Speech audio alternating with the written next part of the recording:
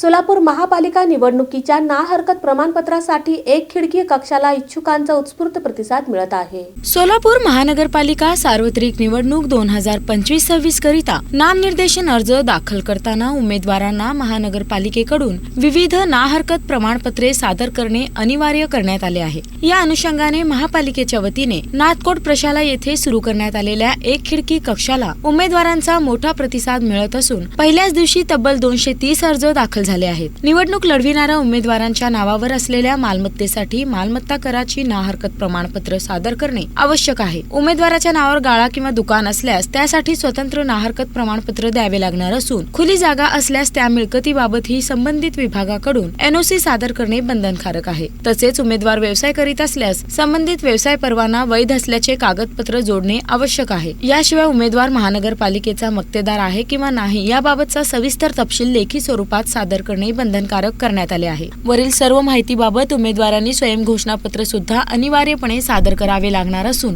त्यामागील माहिती सत्य व अचूक असल्याची जबाबदारी संबंधित उमेदवाराची राहणार आहे। महापालिकेच्या वतीने दिनांक 21 डिसेंबर 2025 पासून नाथकोट प्रशाला येथे एक खिडकी कक्ष कार्यालयीन वेळेत सुरू असून अर्ज सादर करण्यासाठी उमेदवारांची मोठी गर्दी होत असून निवडणुकीच्या पार्श्वभूमीवर इच्छुक उमेदवारांनी वेळेआधी सर्व आवश्यक कागदपत्रांची पूर्तता करून आपले अर्ज एक खिडकी कक्षात सादर करावेत। उमेदवारांनी मिळकत करासंदर्भात ऑनलाईन ना हरकत प्रमाणपत्र काढून अर्ज सोबत जोडण्यात यावा असे आवाहन सोलापूर महानगरपालिकेच्या वतीने करण्यात आले आहे।